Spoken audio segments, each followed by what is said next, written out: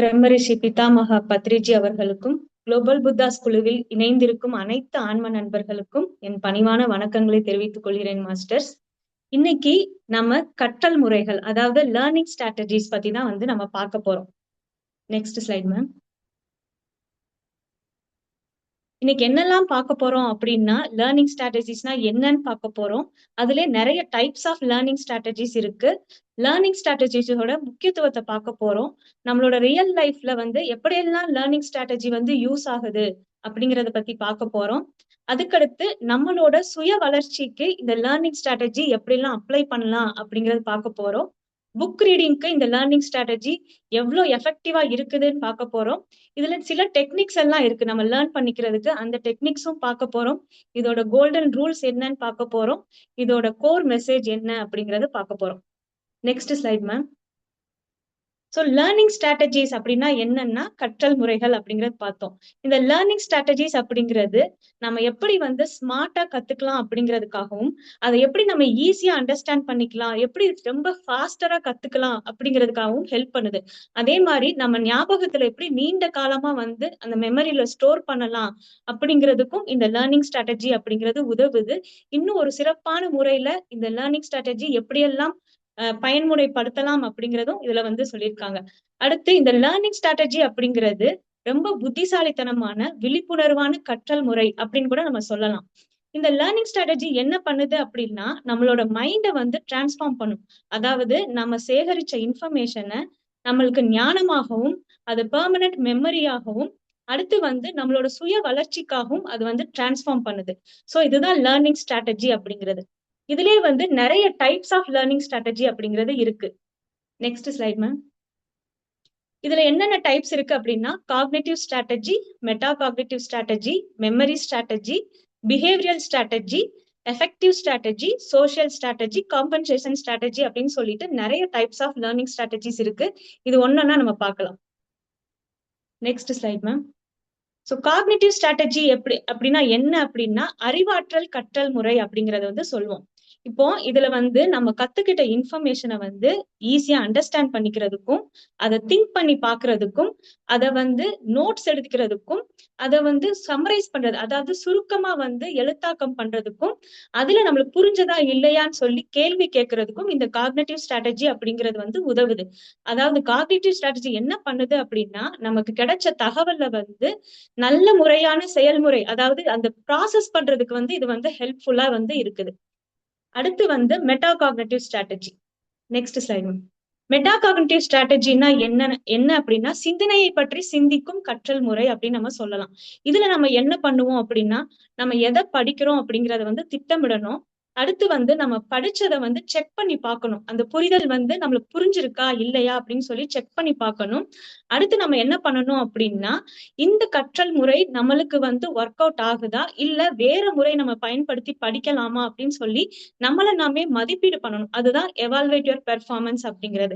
அப்போ இந்த meta cognitive strategy என்ன பண்ணுது அப்படின்னா, நம்மள நாமளே செல்ஃப் செக் பண்றதுக்கு ஹெல்ப் பண்ணுது. அதாவது இன்ஃபர்மேஷன் நம்மளுக்கு அண்டர்ஸ்டாண்ட் ஆகுதா இல்லையா அப்படிங்கிறதுக்கு செக் பண்றதுக்கு இந்த மெட்டா காக்னிட்டிவ் ஸ்ட்ராட்டஜி ஹெல்ப்ஃபுல்லா இருக்கு. Next slide ma'am. அடுத்து நம்ம என்ன பார்க்க போறோம் அப்படின்னா, மெமரி ஸ்ட்ராட்டஜி, அதாவது நினைவாற்றல் கற்றல் முறை அப்படின்னு சொல்லுவோம். அதாவது நம்ம படிக்கிற இன்ஃபர்மேஷன் நீண்ட காலமாவும் நீண்ட நேரம் நம்ம மெமரியில ஸ்டோர் ஆகி இருக்கிறதுக்கும், அது மறுபடியும் நம்ம ரீகால் பண்றதுக்கும் இந்த மெமரி ஸ்ட்ராட்டஜி அப்படிங்கிறது யூஸ் ஆகுது. இதுல அசோசியேட் அப்படிங்கிறது எதை குறிப்பிடுது அப்படின்னா, நம்ம படிச்சதை ரியல் லைஃப்ல தொடர்பு படுத்தி பாக்குறது தான் அசோசியேட் அப்படிங்கிறது. அடுத்து விஷுவலைசேஷன் அப்படின்னா என்ன அப்படின்னா, நம்ம படிச்சதை மனக்காட்சியா மாத்தலாம். அதாவது மென்டல் பிக்சர் அப்படின்னு சொல்லுவாங்க. சோ கற்பனை பண்ணி கூட நம்ம ஞாபகம் வச்சுக்கலாம். அந்த மாதிரி பண்ணலாம். அடுத்து ஸ்டோரி மெத்தட், அதாவது ஒரு பெரிய கண்டென்ட் இருக்கு, ஒரு பெரிய டாபிக் இருக்கு, அது புரியல அப்படின்னா கதையா மாத்தி நம்ம மெமரியில ஞாபகம் வச்சுக்கலாம். அதுதான் ஸ்டோரி மெத்தட் அப்படிங்கிறது. அடுத்து ரிப்பீட்டேஷன் அப்படிங்கிறது இருக்கு. அதாவது நம்ம படிச்சதை மறுபடியும் ரீகால் பண்ணி பாக்குறது. சோ இது எல்லாமே நம்ம இன்ஃபர்மேஷனை நீண்ட காலமா நம்ம மனசுல நிக்கிறதுக்கு இந்த மெமரி ஸ்ட்ராட்டஜி அப்படிங்கிறது ஹெல்ப்ஃபுல்லா இருக்கு. Next slide ma'am. அடுத்து வந்து பிஹேவியர் ஸ்ட்ராட்டஜி, அதாவது நடத்தை சார்ந்த கற்றல் முறை அப்படின்னு சொல்லுவோம். இதுல வந்து நாம தொடர்ச்சியான இந்த பயிற்சி அப்படிங்கிறது ரொம்ப ரொம்ப முக்கியம். அடுத்து நேரத்த வந்து சரியான முறையில வந்து கையாள கத்துக்கணும். நம்ம படிக்கும்போது டிவி பார்த்துக்கிட்டோ, இல்ல ஃபோன் பார்த்துக்கிட்டோ, பாட்டு கேட்டுட்டோ இந்த மாரி இருக்கக்கூடாது. இது வந்து டிஸ்ட்ராக்ஷன் வந்து ஏற்படுத்தும். அதனால அது எல்லாத்தையுமே வந்து அவாய்ட் பண்ணிக்க கத்துக்கணும். அடுத்து வந்து அப்சர்வேஷன் அண்ட் இமிட்டேஷன் அப்படின்னா எத குறிப்பிடுது அப்படின்னா, நம்ம மத்தவங்கள வந்து வாட்ச் பண்ணி கத்துக்கிறது. மத்தவங்க மூலியமா வந்து லேர்ன் பண்ணிக்கிறது. அந்த மாரி பண்ணிக்கும்போது நம்ம பிஹேவியர் வந்து இன்னும் சீக்கிரமா வந்து இம்ப்ரூவ் ஆகும். ஃபார் எக்ஸாம்பிள் இப்போ குழந்தைங்கள நம்ம என்ன பண்றோமோ அத அப்படியே பார்த்து அது கத்துக்கிறோம். அத அப்சர்வ் பண்ணோம். அதே மாரி தான் நம்ம பாசிட்டிவ் திங்ஸ வந்து மத்தவங்க மூலியமா அத அப்சர்வ் பண்ணி, அத வாட்ச் பண்ணி கத்துக்கும்போது, நம்மளோட பிஹேவியரும் வந்து ரொம்ப சீக்கிரமா வந்து இம்ப்ரூவ் ஆகும். Next slide ma'am. அடுத்து வந்து எஃபெக்டிவ் ஸ்ட்ராட்டஜி. இது வந்து எமோஷனல் ஸ்ட்ராட்டஜி அப்படின்னு கூட சொல்லலாம். அதாவது உணர்வு சார்ந்த கற்றல் முறை அப்படின்னு சொல்லுவோம். இந்த எமோஷனல் ஸ்ட்ராட்டஜி அப்படிங்கிறது நம்ம மன அமைதிக்கு உதவுது. அடுத்து நம்மள நாமே ஊக்குவிக்கிறதுக்கு ஹெல்ப்ஃபுல்லா இருக்கு. நம்மளோட மன அழுத்தத்த வந்து குறைக்குது. இந்த எமோஷனல் ஸ்ட்ராட்டஜி அப்படிங்கிறது நம்மளுக்குள்ள அந்த பயத்தையும், அந்த பிரஷரையும் வந்து குறைக்க உதவுது. நம்மளோட லேர்னிங் இன்ட்ரெஸ்ட்ட வந்து அதிகரிக்கும். அதுக்கடுத்து ஓவர் திங்கிங் அப்படிங்கிறது வந்து குறையும். Next slide ma'am. அடுத்து வந்து சோசியல் ஸ்ட்ராட்டஜி, சமூகம் சார்ந்த கற்றல் முறை அப்படின்னு சொல்லலாம். இப்போ நாம மட்டுமே கத்துக்கிறது அப்படிங்கிறது கற்றல் கிடையாது. நாம மத்தவங்க கிட்ட பேசுறது மூலியமா, மத்தவங்க கிட்ட வந்து கேட்கறது மூலியமா, மத்தவங்க கிட்ட நாலேட்ஜ ஷேர் பண்ணிக்க மூலியமா கத்துக்கிறது தான் இது சமூகம் சார்ந்த கற்றல் முறை அப்படின்னு சொல்லுவோம். இப்போ நம்மளுக்கு ஏதாவது ஒரு விஷயம் புரியல, இல்ல தெரியல அப்படின்னா, நம்ம ஃப்ரெண்ட்ஸ் கிட்டயோ, டீச்சர்ஸ் கிட்டயோ டவுட் கேட்கலாம். அந்த மாரி கேட்கும்போது அந்த புரிதல் அப்படிங்கிறது இன்னும் வந்து தெளிவாகும். அதுதான் ஆஸ்கிங் கொஸ்டின்ஸ் அப்படிங்கிறது. அடுத்து வந்து குரூப் லேர்னிங். இப்ப நம்ம ரீசென்ட்டா நம்ம எல்லாருமே கர்மா புக்க வந்து படிச்சு அது எல்லாருமே டிஸ்கஸ் பண்ணோம். இத வந்து குரூப் லேர்னிங் அப்படின்னு கூட சொல்லலாம். சோ இந்த மாரி பண்ணும்போது நெறைய பெர்ஸ்பெக்டிவ், நெறைய புது புது ஐடியா வந்து நம்மளுக்கு வந்து கிடைக்கும்.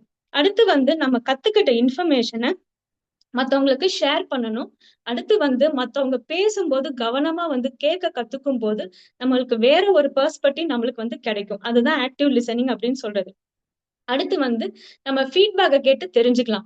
அதாவது நாம கத்துக்கிட்ட இன்ஃபர்மேஷன் வந்து சரியா நான் புரிஞ்சுக்கிட்டேனா, இல்லையா அப்படிங்கிறது மத்தவங்க மூலியமா ஃபீட்பேக் கேட்கும்போது, நம்மளோட மிஸ்டேக்ஸ வந்து சரி செய்யறதுக்கு இது ஹெல்ப்ஃபுல்லா இருக்கும். சோ இதுதான் master social strategy. Next slide ma'am. இது வந்து காம்பன்சேஷன் ஸ்ட்ராட்டஜி. காம்பன்சேஷன் ஸ்ட்ராட்டஜினா என்ன அப்படின்னா, மாற்று வழிய பயன்படுத்தி கத்துக்கிறது தான் காம்பன்சேஷன் ஸ்ட்ராட்டஜி அப்படிங்கிறது.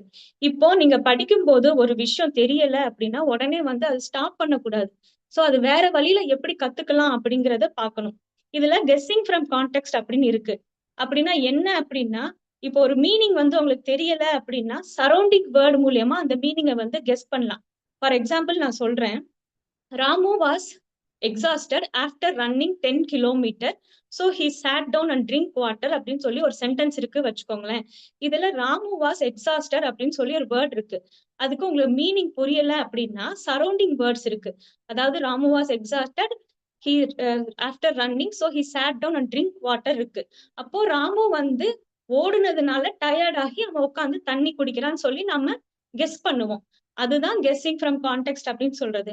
அதுக்கடுத்து யூசிங் சிம்பிள் வேர்ட்ஸ் அண்ட் சினானிம்ஸ்னா என்னன்னா, ரொம்ப கடினமான வேர்ட்ஸ யூஸ் பண்ணாம, சிம்பிளான மீனிங்க வந்து யூஸ் பண்றது. சினானிம்ஸ்னா மீனிங்ஸ் அர்த்தம். இப்ப நம்ம ஏற்கனவே இந்த எக்ஸாம்பிள பார்த்தோம். எக்ஸாஸ்டட் அப்படிங்கிற அந்த கடினமான வேர்ட யூஸ் பண்ணாம, நம்ம சிம்பிளா வெரி டயர்ட் அப்படின்னு சொல்லி அந்த வேர்ட்ஸ வந்து யூஸ் பண்ணலாம். சோ இந்த மாரி மாற்று வழி யோசிச்சு நம்ம கத்துக்கும்போது, அது ஈஸியா நம்மளால புரியும். அடுத்து வந்து நம்ம பாடி லாங்குவேஜஸ் மூலியமா கத்துக்கலாம். அதுதான் கெஸ்டர்ஸ் அண்ட் ஆக்ஷன்ஸ் மூலியமா கத்துக்கிறது அப்படின்னு சொல்லலாம். அடுத்து ஒரு டாபிக் வந்து ரொம்ப கஷ்டமா இருக்குது. அந்த ஐடியாஸ் வந்து ரொம்ப கஷ்டமா இருக்குதுன்னா, அது கொஞ்சம் கொஞ்சமா பிரிச்சு கூட வந்து நம்ம கத்துக்கலாம். இன்னொரு ஆட் ஆன் பாயிண்ட் என்ன அப்படின்னா, நம்ம பிக்சர்ஸ் யூஸ் பண்ணி, ஒரு சில எக்ஸாம்பிள்ஸ் யூஸ் பண்ணி, நம்ம ஏற்கனவே சேகரிச்ச நாலேட்ஜ யூஸ் பண்ணியும் கத்துக்கலாம். சோ இதுதான் மாஸ்டர்ஸ் காம்பன்சேஷன் ஸ்ட்ராட்டஜி அப்படிங்கிறது. Next slide ma'am. அடுத்து லேர்னிங் ஸ்ட்ராட்டஜியோட முக்கியத்துவம் வந்து பார்க்கலாம். இப்போ லேர்னிங் ஸ்ட்ராட்டஜி இல்ல அப்படின்னா, நம்ம நெறைய ஹார்ட் ஒர்க் போடணும், நெறைய எஃபர்ட் போடணும். சீக்கிரமா நம்மளுக்கு வந்து மறந்துரும். இதே இது நம்ம லேர்னிங் ஸ்ட்ராட்டஜியோட ஒரு விஷயம் நம்ம படிக்கும்போது, நம்மளோட கற்றல் வந்து ரொம்ப இலகுவா வந்து இருக்கும். நம்மளோட ஞாபக திறன் வந்து மேம்படும். நம்ம நெறைய வந்து ஃபோக்கஸோட, கிளாரிட்டியோட நம்மளால இருக்க முடியும். நம்மளோட டைம் அண்ட் எனர்ஜிய வந்து சேவ் பண்ண முடியுது. நம்மளுக்குள்ள இருக்கிற அந்த மன அழுத்தம், பயம் அப்படிங்கிறது குறையும். நம்மளுக்குள்ள விழிப்புணர்வு அப்படிங்கிறது கட்டமைக்கும். நம்மளோட ரியல் லைஃப்ல அப்ளை பண்றதுக்கு ஹெல்ப்ஃபுல்லா இருக்கும் இந்த லேர்னிங் ஸ்ட்ராட்டஜி அப்படிங்கிறது. தொடர்ச்சியான பயிற்சிய வந்து நம்மளால உருவாக்க முடியும். அதுதான் கிரியேட் கன்சிஸ்டன்சி அப்படிங்கிறது. Next slide ma'am. அடுத்து நான் ரியல் லைஃப் எக்ஸாம்பிளோட லேர்னிங் ஸ்ட்ராட்டஜி எப்படி ஒர்க் அவுட் ஆகுதுன்னு சொல்றேன். ஸோ இன்னும் வந்து உங்களால பெட்டரா புரிஞ்சுக்க முடியும். இப்போ நம்ம குக்கிங் எடுத்துக்கிட்டோம். ஒரு பேசிக்கான எக்ஸாம்பிள் நம்ம குக் பண்றோம் அப்படின்னா, ஒரு நியூ டிஷ் நீங்க லேர்ன் பண்றீங்க அப்படின்னா, அப்ப லேர்னிங் ஸ்ட்ராட்டஜி இல்லாம அங்க என்ன நடக்கும்? நீங்க ரெசிபிய வந்து படிப்பீங்க. உடனே குக் பண்ண ஸ்டார்ட் பண்ணிருவீங்க. ஸோ ஃபாஸ்டரா வந்து மறந்துடும். கன்ஃப்யூஷன் வந்து ஏற்படும். அப்ப அந்த டிஷ் சரியா வரலைன்னா, நம்மளுக்குள்ள அந்த மன அழுத்தம், அந்த ஃப்ரஸ்ட்ரேஷன் அப்படிங்கிறது வந்து ஏற்படும். இதே இது வந்து நம்ம அதாவது லேர்னிங் ஸ்ட்ராட்டஜியோட நம்ம வந்து குக் பண்ணும்போது என்ன ஆகும்? ஃபர்ஸ்ட் நம்ம ரெசிபிய வந்து ரீட் பண்ணுவோம். இங்க தான் அந்த காக்னிட்டிவ் ஸ்ட்ராட்டஜி வேலை செய்யுது. அடுத்து நம்ம என்ன பண்ணுவோம்? ஹைலைட் பண்ணுவோம் எல்லா பாயிண்ட்ஸ். அதாவது என்னென்ன இன்கிரீடியன்ட்ஸ் யூஸ் பண்ணணும், எந்த டைமிங்ல சமைக்கணும் அப்படின்னு சொல்லி ஹைலைட் பண்ணுவோம்.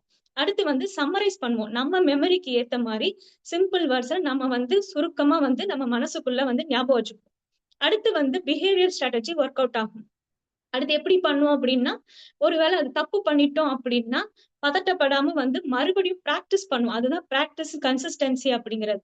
அடுத்து வந்து எமோஷனல் ஸ்ட்ராட்டஜி இங்க எப்படி வேலை பாக்குது அப்படின்னா, தப்பே பண்ணாலும் பதட்டப்படாம அங்க அமைதியா இருக்க வந்து கத்துக்குவோம். அடுத்து வந்து சோசியல் ஸ்ட்ராட்டஜி இங்க எப்படி வேலை செய்யும்? நாம ஒருவேளை சமைக்கும்போது ஒருவேளை டவுட் வந்துச்சுன்னா மத்தவங்ககிட்ட கேள்வி கேட்போம். இதுல வந்து என்ன பண்ணலாம் அப்படின்னு சொல்லிட்டு. அப்படி இல்ல அப்படின்னா நம்ம சமைச்ச சமையல் வந்து நல்லா இருக்கா இல்லையான்னு சொல்லி மத்தவங்க கிட்ட வந்து ஃபீட்பேக் கேட்டு தெரிஞ்சுப்போம். இங்கதான் அந்த சோசியல் ஸ்ட்ராட்டஜி அப்படிங்கிறது ஒர்க் அவுட் ஆகுது. அடுத்து காம்பன்சேஷன் ஸ்ட்ராட்டஜி. இங்க எப்படி வேலை செய்யுது அப்படின்னா, ஒருவேளை நீங்க ஏதோ தப்பு பண்ணிட்டீங்க அப்படின்னா சமையலை வந்து பாதியில நம்ம நிறுத்த மாட்டோம். ஒருவேளை காரமோ உப்போ கூடிடுச்சுன்னா நம்ம என்ன பண்ணுவோம்? வேற மாற்று வழி என்ன அப்படின்னு சொல்லி நம்ம யோசிப்போம். சோ நம்ம தேங்காய் பால் ஏதாவது ஆட் பண்ணிட்டோம் அப்படின்னா அது வந்து அப்படியே சமமாயிடும். அதுதான் வந்து காம்பன்சேஷன் ஸ்ட்ராட்டஜி அப்படின்னு சொல்லி சொல்லுவோம். அப்போ லேர்னிங் ஸ்ட்ராட்டஜியோட ஒரு விஷயம் கத்துக்கும் போது அது ஸ்டெப் பை ஸ்டெப்பா நம்ம பண்ணும்போது நம்மளுக்குள்ள தன்னம்பிக்கையோட அது பண்ண முடியும். நம்ம உயர்வான நிலைக்கு வந்து போக முடியும். இது குக்கிங் மட்டும் கிடையாது. நம்ம வேலை பார்க்குற இடத்துலயும் சரி, நம்ம புக் படிக்கும்போது சரி, இது எல்லா இடத்துலயுமே இந்த லேர்னிங் ஸ்ட்ராட்டஜி அப்படிங்கிறது வேலை செய்யும். அதனாலதான் இந்த ஸ்லைட்ல பாத்தீங்கன்னா டிஃபரன்ஷியேட் பண்ணி காமிச்சிருப்போம்.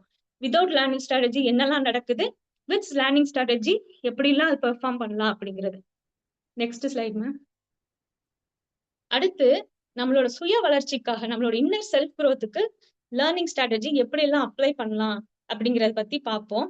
ஃபர்ஸ்ட் வந்து காக்னிட்டிவ் ஸ்ட்ராட்டஜில வந்து நம்மளோட இன்னர் பேட்டர்ன் வந்து எப்படி சேஞ்ச் பண்ணலாம் அப்படிங்கறது பார்க்கலாம். அதாவது நமக்குள்ள ஒரு ரிப்பீட்டட் தாட்ஸ் இருக்கு. ஒருவேளை ரிப்பீட்டடா நெகட்டிவ் தாட்ஸ் வந்துகிட்டே இருக்கு. நம்ம ரிப்பீட்டட் பிலீவ் சிஸ்டம்ல இருக்கோம். இல்ல ரிப்பீட்டட் பேட்டர்ன்ஸ்ல இருந்துட்டே இருக்கோம்னா ஃபர்ஸ்ட் வந்து நம்ம அதை அண்டர்ஸ்டாண்ட் பண்ணிக்க கத்துப்போம். உடனே நம்ம அடுத்து என்ன பண்ணுவோம்? நம்ம கிட்ட எது வந்து ரிப்பீட்டட் நெகட்டிவ் தாட்ஸ் இருக்குன்னு சொல்லிட்டு கரெக்டா அதை கேட்ச் பண்ணி அதை வந்து சேஞ்ச் பண்ணுவோம். அப்ப வந்து வாழ்க்கையில வந்து ஒரு புதிய வேறு ஒரு கோணத்துல வந்து நம்ம பார்க்க ஆரம்பிப்போம். இங்கதான் அந்த காக்னிட்டிவ் ஸ்ட்ராட்டஜி அப்படிங்கிறது வந்து வேலை செய்யுது. அடுத்து வந்து மெட்டா காக்னிட்டிவ் ஸ்ட்ராட்டஜி அப்படின்னு பார்க்கும்போது இங்கதான் அவேர்னஸ் அப்படிங்கிறது கிரியேட் ஆகும். இப்போ நம்ம எமோஷன்ஸ், நம்மளோட தாட்ஸ், நம்மளோட ஆக்ஷன்ஸ் இது எல்லாத்தையுமே நம்ம அப்சர்வ் பண்ணுவோம். மெட்டா காக்னிட்டிவ் ஸ்ட்ராட்டஜினா என்ன அப்படின்னா செல்ஃப் செக் பண்ணி பாக்குறது. அடுத்து நம்மளுக்குள்ள என்னென்ன தாட்ஸ், எமோஷன், ஆக்ஷன்ஸ் எல்லாம் இருக்கு அப்படிங்கிறது செல்ஃப் செக் பண்ணி பார்ப்போம். அதுக்கடுத்து நம்மளுக்குள்ள அந்த செல்ஃப் அவேர்னஸ் அப்படிங்கிறது கொண்டு வரும். அதுக்கடுத்து நம்மளுக்குள்ள அந்த இன்னர் அவேக்கனிங் அப்படிங்கிறது வந்து ஏற்படும். அடுத்து வந்து எஃபெக்டிவ் ஸ்ட்ராட்டஜி. இங்க வந்து நம்மளுக்குள்ள வந்து கோபமோ, பயமோ, வெறுப்போ, இந்த ஈகோவோ இருக்குது அப்படின்னா, அந்த எமோஷன்ஸ் வந்து சப்ரஸ் பண்ணாம, அத ரிலீஸ் பண்றதுக்கு அலோ பண்ணுவோம். அப்போ அந்த அலோ பண்ணும்போதுதான் நம்மளுக்குள்ள அந்த இன்னர் பீஸ் அப்படிங்கிறது வந்து டெவலப் ஆகும். அடுத்து வந்து பிஹேவியர் ஸ்ட்ராட்டஜி. இங்க வந்து நம்ம கான்சியஸான ஆக்ஷன்ஸ் வந்து எடுப்போம்.